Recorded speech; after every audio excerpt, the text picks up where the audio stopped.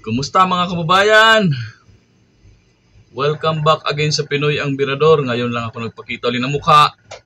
Dahil ngayon lang tayo nagkaroon ng medyo mahaba-habang oras para maggawa ng vlog. Ngayon, mayroon tayong magandang balita. NBI Chief resigns. Nag-resign si NBI Chief Director Jaime Santiago dahil daw sa mga black propaganda na nakakasira. Nagsisisi na ba kaya ang mamang ito?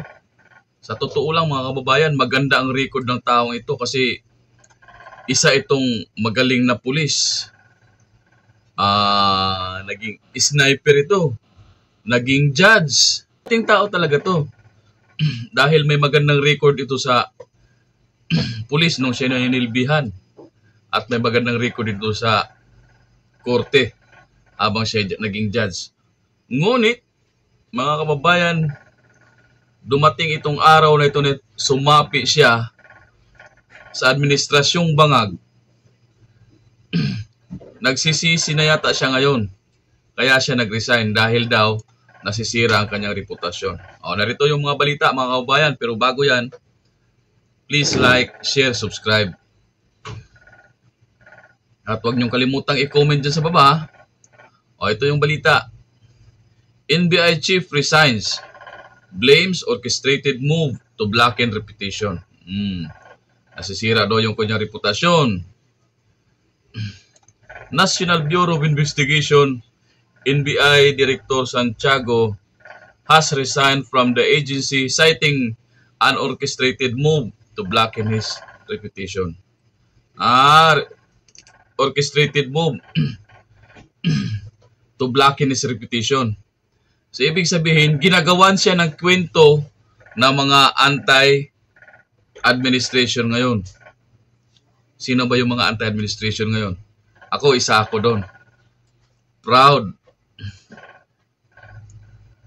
Yan. Proud. Sino ba sa may matinong kaisipan ngayon ang hindi magiging antay sa kagagawan ng gobyernong ito? Kung may matino silang ginagawa, kung matino ang gobyernong ito, hindi sila magsasalita ng nakakasira daw sa kanilang reputasyon. Sino yung mga unang sumisira sa kanilang reputasyon?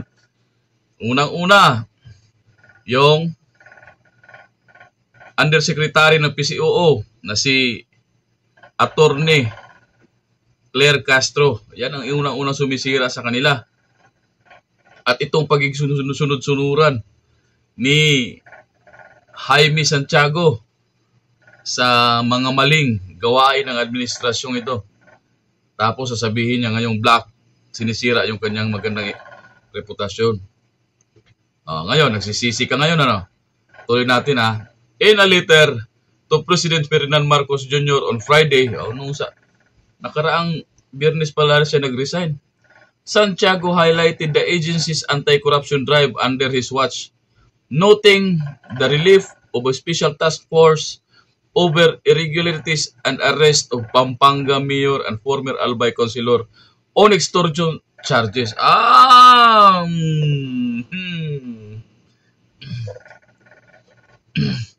Extortion? Irregularities? Baka naman totoo ito.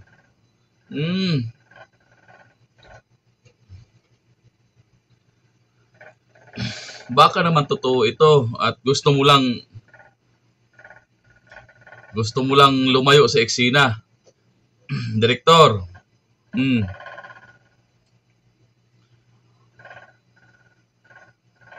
Feeling ko nga kung hindi dahil sa trabahong yan na may malaking alok sa'yo, ay hindi ka papasok dyan at hindi ka magiging tuta.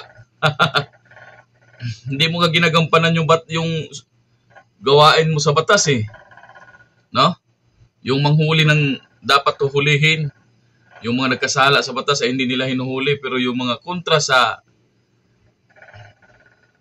administrasyon, katulad ng mga Duterte, anti-Marcos, ang bilis nilang gawa ng paraan para mahuli. Pabayaan natin yan mga kababayan dahil nangyari na yan.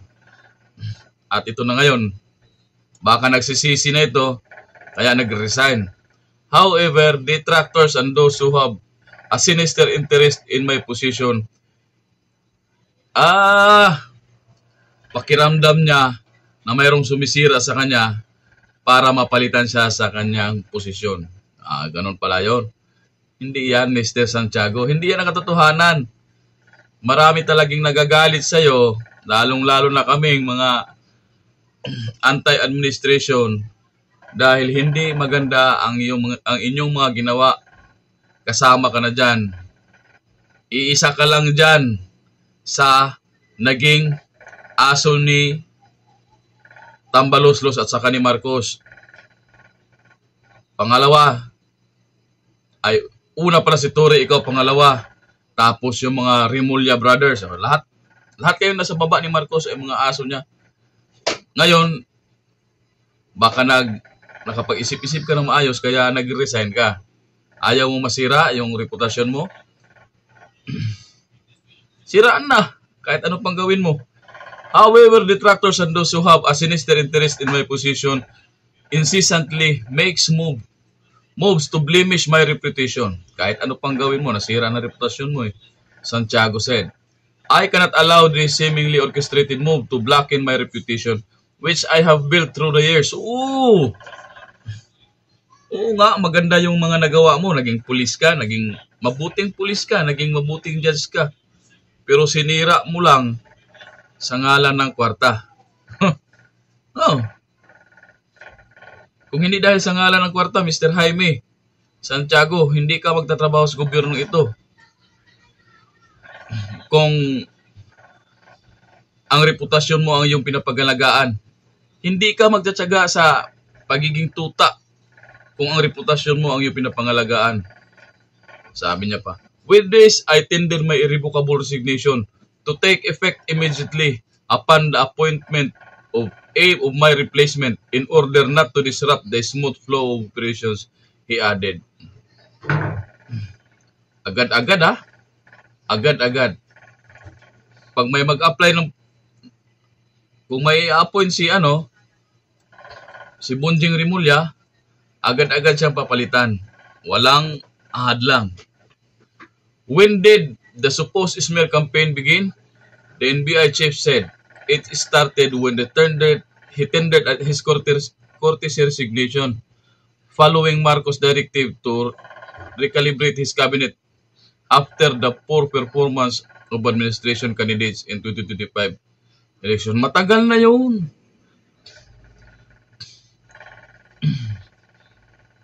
Matagal na yun. Hindi na yun tapos na yung eleksyon.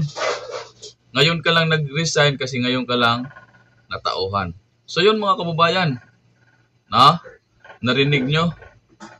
Nag-resign dahil malamang marami ng kwarta at nakapag-isip-isip na mas lalong masisira ang kanyang reputasyon kung magpapatuloy pa siya sa kanyang pagsiservisyo sa bangag na administrasyon. So yun lang mga kababayan, maraming salamat sa inyong panonood. Don't forget to like, share, and subscribe.